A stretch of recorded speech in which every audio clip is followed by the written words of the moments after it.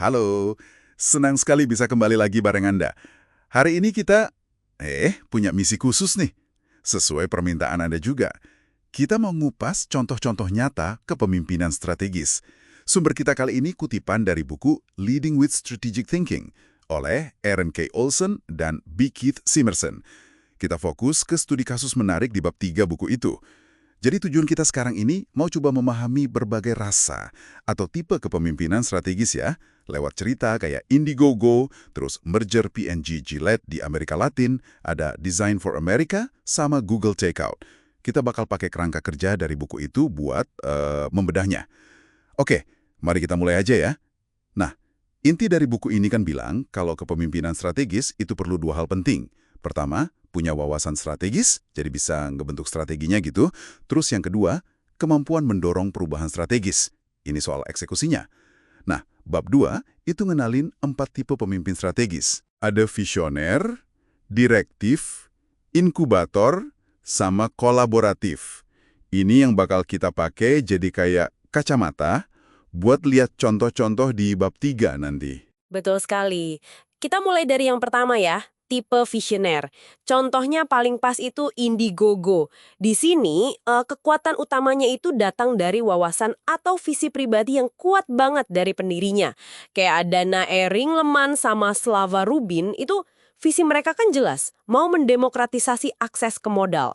Nah, yang menarik di sini tuh, gimana visi personal yang kuat ini bukan cuma mimpi, tapi jadi mesin penggerak bisnisnya. Oh, jadi nggak cukup punya visi doang ya. Harus bisa nularin semangatnya ke orang lain juga. Apalagi kalau ada tantangan, misalnya kayak regulasi atau mungkin harus geser fokus awal bisnisnya. Kayak Indiegogo dari film ke area lain kan? Tepat. Kemampuan untuk mengartikulasikan visi itu, terus melakukan iterasi cepat berdasarkan insight atau pemahaman mendalam, dan yang penting, bisa merekrut orang lain buat ikut serta. Itu krusial banget buat tipe visioner. Jadi visi dan nilai-nilai itu jadi kompas utama mereka gitu. Nah, kalau tadi fokusnya ke visi pribadi, tipe direktif ini pendekatannya beda lagi. Kita bisa lihat contohnya di merger P&G Gillette di Amerika Latin, yang mimpin waktu itu Jose Ignacio Sordo. Di sini, fokus utamanya itu benar-benar eksekusi yang rapi. Struktur, proses, harus jelas semua. Sordo ini pengennya bangun tim pemimpin. Bukan cuma, sekedar pelaku aja. Intinya, dia mau bangun mesin organisasi yang jalan efektif pasca merger. Wah, bikin mesin jalan mulus pas dua perusahaan besar gabung gitu pasti? Banyak tantangannya ya. Gimana caranya Sordo mastiin semua gerak sesuai rencana dan ada akuntabilitasnya? Dia bangun sistem, itu yang pertama. Terus menetapkan arah sama prioritas yang super jelas pasca merger. Penting banget itu. Akuntabilitasnya diperkuat pakai namanya Service Level Agreement atau SLA, semacam kontrak kinerja internal antar bagian gitulah. Dia juga fokus banget sama komunikasi yang terpusat, memotivasi timnya, mantau kinerja terus-menerus, dan nggak ragu buat intervensi kalau ada yang nggak beres. Contohnya nih, dia kelola banget soal turnover karyawan Gillette, kan pasti ada yang khawatir tuh pasca merger. Nah, itu dia tangani dengan pendekatan implementasi yang bertahap, bergelombang gitu, jadi lebih cermat. Oke, jadi sangat terstruktur ya pendekatannya. Iya, benar-benar terstruktur. Nah, lanjut ke tipe ketiga ya, inkubator. Contohnya ini Design for America atau DFA, yang didirikan Liz Gerber. Kalau yang ini fokusnya geser banget, dari saya jadi mereka. Tipe ini intinya soal memberdayakan orang lain, menciptakan ekosistem biar mereka bisa berinovasi dan sukses. Liz ini kan memfasilitasi mahasiswa buat ngembangin solusi desain. Salah satu proyek terkenalnya itu Jerry the Bear, alat edukasi buat anak penderita diabetes. Wah, ini pendekatannya kayaknya beda banget ya dari yang direktif tadi. Jadi bukan soal saya hebat, tapi lebih ke gimana caranya saya bikin Anda sukses. Terus, gimana dia bangun ekosistem yang mendukung itu? Persis gitu intinya. Liz ini membangun jaringan, dia pinter banget nilai peluang sama talenta mahasiswa. Terus dia secara aktif ciptain lingkungan pendukung. Ada yang namanya Studio DFA, terus Design Loft, and Leadership Studio. Nah, ukuran kesuksesannya dia itu ya dari suksesnya mahasiswanya.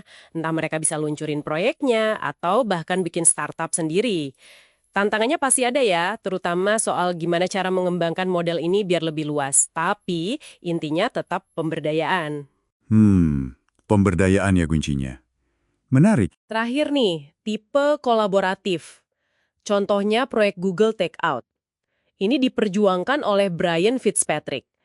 Nah, kalau di sini, strategi itu lahirnya dari proses bareng-bareng. Fokusnya itu di ko-kreasi, partisipasi aktif dari banyak pihak, dan yang penting, membangun kepercayaan. Fitzpatrick ini kan punya latar belakang kuat di dunia open source ya. Dia memperjuangkan portabilitas data. Maksudnya, biar pengguna gampang mindahin data mereka keluar dari Google. Menarik ini. Tapi gimana caranya dia meyakinkan Google? Kan mungkin awalnya Google punya kepentingan yang beda ya soal data pengguna ini. Apalagi ini isu sensitif juga kan, terkait posisi Google yang dominan. Kuncinya ya di pendekatan kolaboratifnya itu. Fitzpatrick ini dikenal punya gaya speak softly and carry a large engineering team. Jadi ngomongnya halus, tapi didukung tim teknis yang kuat gitu.